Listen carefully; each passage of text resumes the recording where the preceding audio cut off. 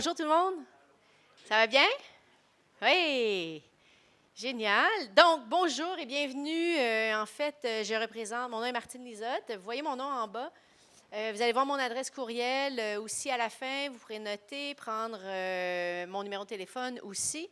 D'ailleurs, je vais partir mon chronomètre parce que j'ai tendance à parler longtemps. Et donc, à la fin, il y aura une période de questions, mais aussi, une fois que toutes les 3 présentations seront terminées, vous pourrez nous poser des questions. Je vais peut-être quitter, mais j'ai ma collègue qui est derrière, là, Pauline, si vous voulez vous retourner, et elle pourra répondre à vos questions aussi. Donc, le plan de match pour la présentation de ce soir, c'est mission de l'ITHQ et descriptif, enjeux, axes d'innovation favorisés par l'ITHQ et période de questions. Mais avant, j'aimerais vous faire un petit topo de l'industrie touristique. Qu'est-ce que l'industrie touristique?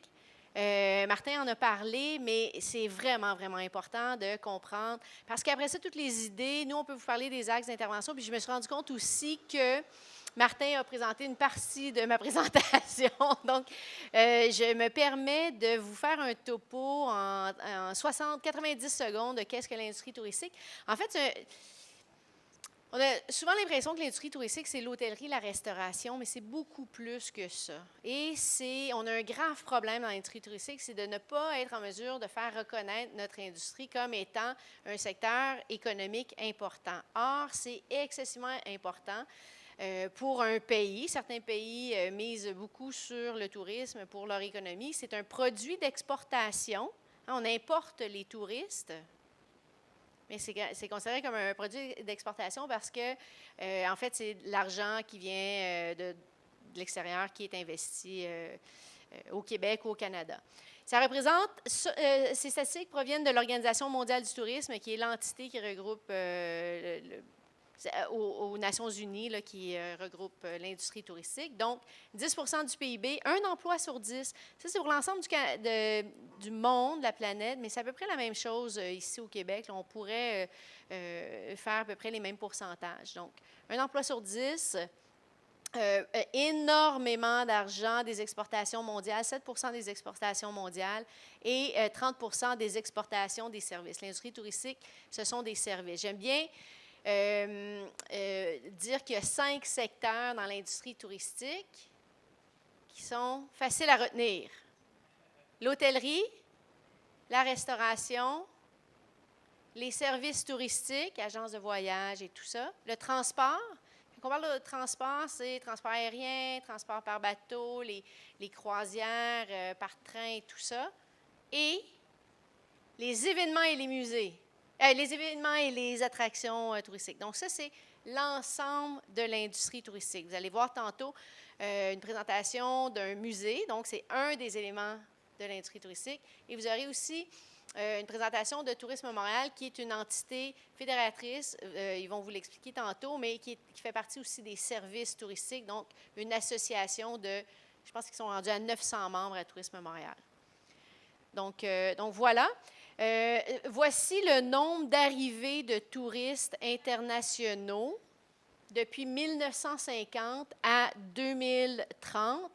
On parle des MN, c'est des millions, des BN, c'est des billions américains, anglo, donc des milliards. Donc, juste à regarder la courbe rapidement, on peut voir c'est une industrie qui est en forte croissance depuis 1950. Principalement dû au fait de l'accessibilité du transport aérien. Donc, énormément, et ça continue. D'ailleurs, j'utilise depuis des années une autre image jusqu'en 2020, mais on a déjà atteint les objectifs de 2020, les prévisions de 2020, une année et demie en avance. Donc, vraiment, fastest growing industry, one of the fastest growing industry in the world. L'Institut, donc je reviens à l'entreprise que je représente, qui est l'ITHQ, qui est, en fait, je montre l'image, l'image de la façade de l'Institut, qui représente le logo, l'image, parce que vous passez probablement devant fréquemment sans même le savoir. Donc, on est situé ici, Vous êtes ici, en fait, c'est métro Sherbrooke, c'est juste à côté, et c'est sur Saint-Denis, pour votre information. La mission de l'ITHQ, donc l'Institut a pour objet de fournir des activités de formation. Ah, il y a une petite lumière aussi. Activités de formation. Oh mon Dieu, je suis ici pour des heures maintenant que j'ai une petite lumière. Il manque un chat. Suivez la lumière. Formation professionnelle dans le domaine de l'hôtellerie, de la restauration et du tourisme, ainsi que d'effectuer de la recherche, d'apporter de l'aide technique et de produire de l'information et de fournir des services. Mais je vous dirais 90% là, de notre mission, c'est de former la relève en tourisme, donc former les gens dans les 5 secteurs d'activité dont je viens de vous parler. Or, on a souvent l'impression que l'ITHQ, on forme des cuisiniers, des chefs, des serveurs et des gens en hôtellerie, mais on forme beaucoup plus que ça.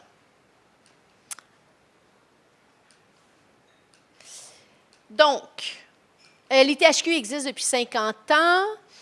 Il y en a peut-être qui ont vu le reportage à Radio-Canada dans le temps des fêtes. L'ITHQ, c'est une école de formation professionnelle qui a été instaurée dans le but de former les gens pour accueillir le monde entier qui venait à Montréal pour la fête universelle. Mon Dieu, j'ai un blanc. Expo 60, oui. Donc, en fait, Expo 67, mais c'était un autre établissement, puis l'ITHQ est venu après. Oui, mais... oui, voilà.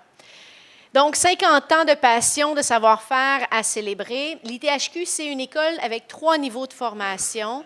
Donc, nous avons le niveau professionnel, qui est secondaire 5, nous avons le niveau collégial et nous avons aussi le niveau universitaire. Nous avons une unité mixte de recherche en sciences de la gastronomie en collaboration avec l'Université Laval. Et en fait, ça s'appelle le Gastronomic Lab. Et nous avons depuis quelques mois, et en fait, moi, je suis directrice de cette nouvelle entité de recherche qui est le CCTT, le Centre collégial de transfert technologique en accueil, expérience client multisensorielle. Je pourrais vous en parler pendant des heures de ça aussi, mais ça sera un autre sujet éventuellement où on peut accompagner les entreprises au niveau de la recherche plus scientifique sur l'expérience client.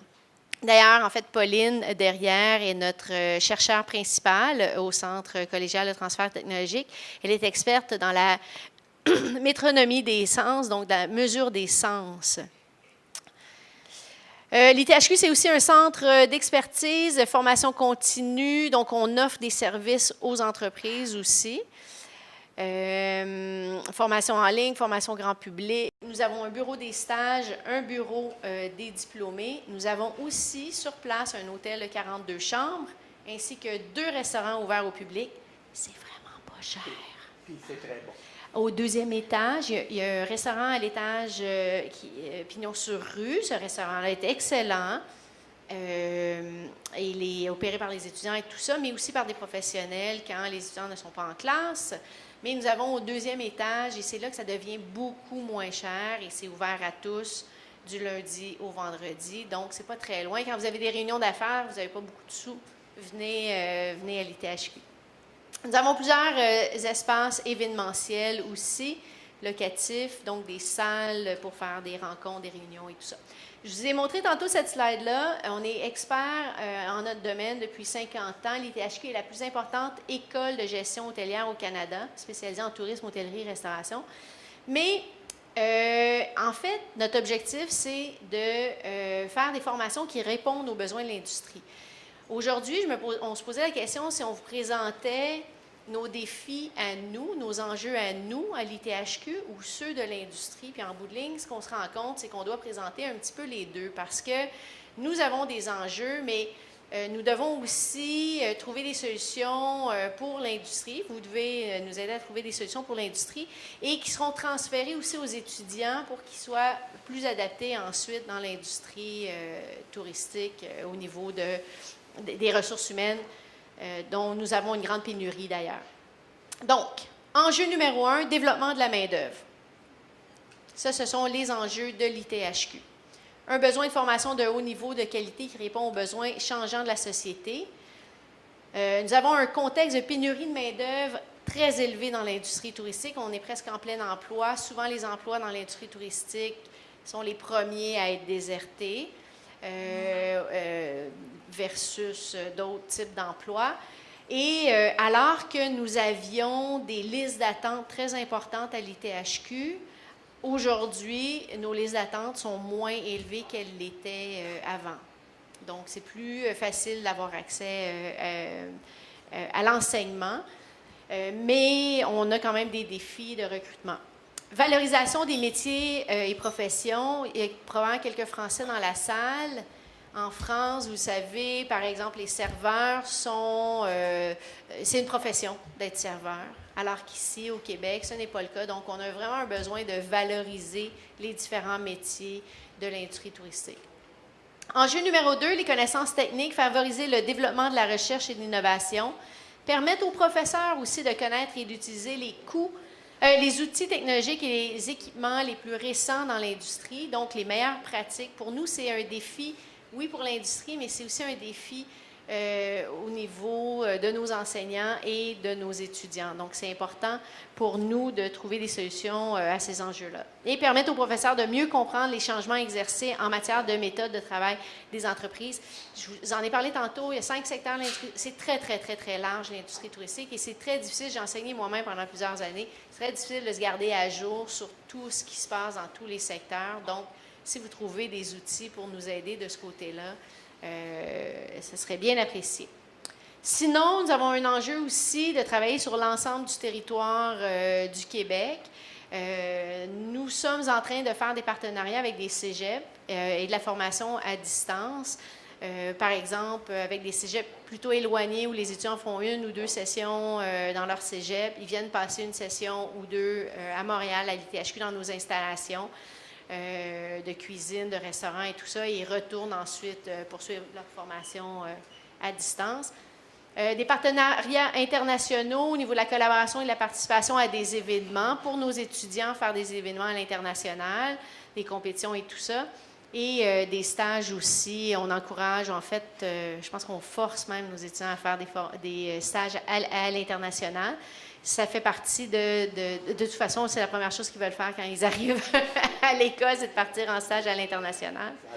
Donc voilà. Sinon, les axes d'innovation favorisés par l'ITHQ, c'est un peu ça que je me rends compte que je reparle à peu près des mêmes choses que Martin a parlé. Mais bon, l'axe numéro 1, meilleure compréhension des clients. On a de la difficulté à suivre le client sur son parcours complet. La semaine dernière, ceux qui étaient là la semaine dernière, le parcours client est assez complexe dans l'industrie touristique. Donc, on s'apprête à travailler avec des entreprises qui peuvent peut-être nous donner une solution de ce côté-là, mais on cherche vraiment à trouver une solution pour suivre le client du début à la fin de son parcours pour pouvoir bien comprendre les points de contact et améliorer l'expérience client à chacun des points de contact. Enrichissement du parcours omnicanal du client. Martin t'en a parlé tantôt. Ce que j'aimerais rajouter, peut-être j'aurais dû le mettre un peu plus grand, c'est que le client, quand il arrive au magasin, site web, médias sociaux, brochures, il doit toujours rentrer la même information. Puis là, on parle des éléments d'information, mais tout au long de son parcours client, il doit toujours se présenter et expliquer ce qu'il y a de besoin.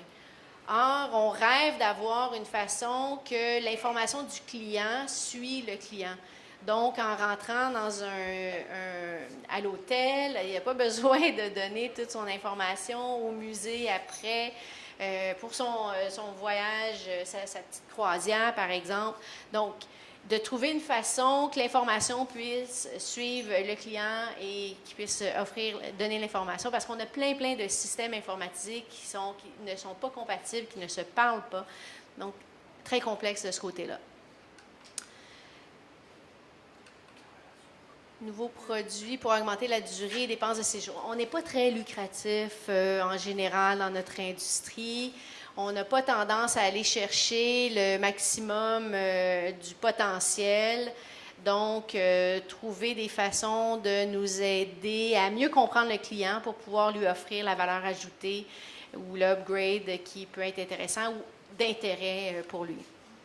Accès accru aux produits et aux services locaux pour le visiteur. On a de la difficulté à transmettre l'information aux voyageurs aussi, même quand il est à destination. Une petite pause ludique. C'est un petit test. Ah, c'est un de mes anciens étudiants, c'est pour ça qu'il est bon. Donc, Tour Eiffel. Prochaine image, premier qui le dit. London, Buckingham Palace. Londres. Oh, c'est facile. Dubaï. Las Vegas. C'est moi qui sonne, hein? Oui, c'est ton Je vais stationnement. accélérer. Non, c'est pas mon stationnement, c'est mon 15 minutes. Las Vegas, je l'ai caché pour pas que vous le sachiez. Et le dernier? Québec. Oui, Québec. C'est beau, ça plus beau. Ce sont des attraits reconnus à travers le monde par leur image. Au Québec, je ne veux pas partir là-dedans, mais bon, c'est quand même des images importantes, puis c'est sur ce type d'image-là qu'on vend la destination depuis des années. Il y a des choses révolutionnaires. Quand Martin parlait de thinking outside the box ou des choses qui arrivent par la voie de côté, c'est pour ça que je ne veux pas trop vous donner l'information, je veux plus vous donner l'information sur l'industrie touristique, comment ça fonctionne, puis nos problématiques, puis à vous de nous sortir de notre boîte, parce qu'il y a des choses qui se sont passées. En fait, bonification des lieux, ça vient avec cette slide-là. Des choses qui se sont passées dans les dernières années qui sont venues révolutionner les attraits ou ce qu'on avait à offrir. Et j'aimerais partir la petite vidéo de Foresta Lumina qui est complètement nouveau. Qui connaît Foresta Lumina ici? Ah, vous connaissez tous. Qui l'a visité? Un petit peu moins. C'est extraordinaire. En fait, ça a révolutionné, alors que ce n'était pas un landmark qu'on avait l'habitude. Et c'est dans une forêt, c'est complètement éphémère, mais l'expérience, elle est extraordinaire. Et on ne l'avait pas vu venir. Et ce n'est pas des spécialistes de l'industrie touristique qui sont venus nous proposer ça. C'est passé, en fait, c'est un événement qui dure 4, 5, 6 mois, à tous les soirs, et qui est venu, en fait, qui est passé de 0 visiteur à Parc Aquaticook, le 0 visiteur à 145 000 visiteurs par été, qui est venu révolutionner complètement. Je vous montrais là, des landmarks. Est-ce qu'on a encore besoin des landmarks aujourd'hui, en 2019, pour faire vivre des expériences aux gens ou pour attirer les gens? C'est une question. Puis là, ça, c'est des ajouts qui ont été faits dans les dernières années où c'est plus ludique, les enfants participent. Le nouveau touriste est à la recherche d'expériences authentiques. Le nouveau touriste, bien, depuis plusieurs années, première chose qu'on fait quand on arrive à une destination, on embarque dans un taxi et on dit « Amenez-moi quelque part qui n'est pas touristique ». Donc, c'est la première chose qu'on fait. Donc, c'est là que nous, on perd tout le contrôle. On a tout organisé la destination touristique, on a formé la relève, on est prêt à vous accueillir, mais c'est la première chose que le touriste veut faire, c'est aller à l'extérieur des sentiers battus. Donc, on a des défis de former non seulement nos étudiants et les futurs employés, mais former l'ensemble du Québec sur l'accueil, l'expérience client. Donc, voilà. Bon, je pourrais... donc, ça, c'est la vidéo de Foresta Lumina. Il y en a 4 autres aussi, nouveaux Foresta Lumina. Mais c'est quoi le prochain Foresta Lumina? What's next? Moi, je le sais, c'est eux. Tu le sais? Ça On en parlera compte tantôt. Oui. Gestion innovante des ressources humaines, je vous l'ai dit tantôt, puis je vais accélérer vraiment. Un emploi sur 10. L'humain vient étudier... L'étudiant vient étudier à l'ITHQ en gestion du tourisme et de l'hôtellerie parce qu'il veut être en contact avec les clients, les touristes, les voyageurs. J'aime le monde, je veux voyager. C'est pas ça qu'on lui offre nécessairement dans l'industrie une fois qu'il travaille. On lui fait faire des tâches répétitives qui ne sont pas utiles. On doit automatiser le plus possible, surtout qu'on est en pénurie de main-d'œuvre, automatiser le plus possible. Pas jusqu'à l'extrême. Je ne sais pas si vous avez vu l'hôtel au Japon, où ils ont congédié il y a un mois à peu près la moitié de leurs 264 robots Il y avait des robots partout. Ils ont congédié la moitié de leurs robots parce que c'était beaucoup trop complexe finalement. Puis les employés passaient leur journée à réparer les robots. Mais donc, il y a aucune automatisation, puis il y a trop d'automatisation. Mais entre les deux, c'est ce qu'on recherche. Des solutions innovantes à la pénurie de main-d'œuvre, des solutions technologiques. Nous avons des systèmes qui ne se parlent pas. Les systèmes au Québec ne se parlent pas, mais nos systèmes doivent parler avec les systèmes de partout dans le monde aussi qui ne se parlent pas non plus. Donc, c'est le plus grand défi technologique. Je peux vous parler de la vitrine culturelle. Nadine Jelly qui a passé beaucoup de temps à essayer de faire parler les systèmes de réservation des différents théâtres ou salles de spectacle à Montréal. Et ça a été très, très complexe pour avoir en temps réel l'information sur la disponibilité. On a des caractéristiques particulières dans notre industrie. Ah, mais là, je pourrais partir pendant des heures et des heures, vous donner mon cours Tourisme 101. On a tu sais, c'est intangible, c'est inséparable. Inséparable, c'est que la production et la consommation se fait en même temps. On ne peut pas stocker le stock. On n'a pas de chaîne de production dans notre industrie. C'est l'humain qui est la chaîne de montage, entre autres. Et bien-être des employés. Ah, puis quand on parle de parcours client ou quand on parle d'expérience client, on parle de l'expérience du client, mais aussi de l'employé. Pour nous, c'est important de trouver des solutions pour améliorer l'expérience des employés aussi. Donc, si vous avez des solutions pour ça. Outils d'aide à la prise de décision, augmentation. Yield management, c'est la tarification en temps réel. Les hôtels, les transporteurs aériens sont experts là-dedans, de modifier le prix de la chambre d'hôtel ou de la place dans l'avion selon la disponibilité. Il y a plusieurs autres secteurs où ils n'ont pas cette expertise-là. Les stations de ski commencent à le faire, à baisser les prix la semaine ou le dimanche ou le soir ou quoi que ce soit, mais les musées ne le font pas nécessairement ou d'autres. Ça, c'est le yield management. Solutions technologiques pour le processus interne, gestion de dossier, tout ça. Bonjour, bienvenue. Et donc, voilà, technologie émergente, intelligence artificielle, réalité virtuelle augmentée, reconnaissance, activation vocale, faciale, du mouvement. Mais voilà, food tech, tout ce qui est avec les neurosciences. À l'ITHQ, nous avons une spécialiste en neurosciences qui travaille avec nous. Et interface cerveau-machine. Est-ce qu'on a vraiment besoin de tout... d'avoir autant d'humains qui font des tâches répétitives, sécurité et plein de choses. Donc, la contribution de l'ITHQ pour les incubés, bien, exactement tout ce que Martin a dit qu'on ferait, on va le faire. Voilà.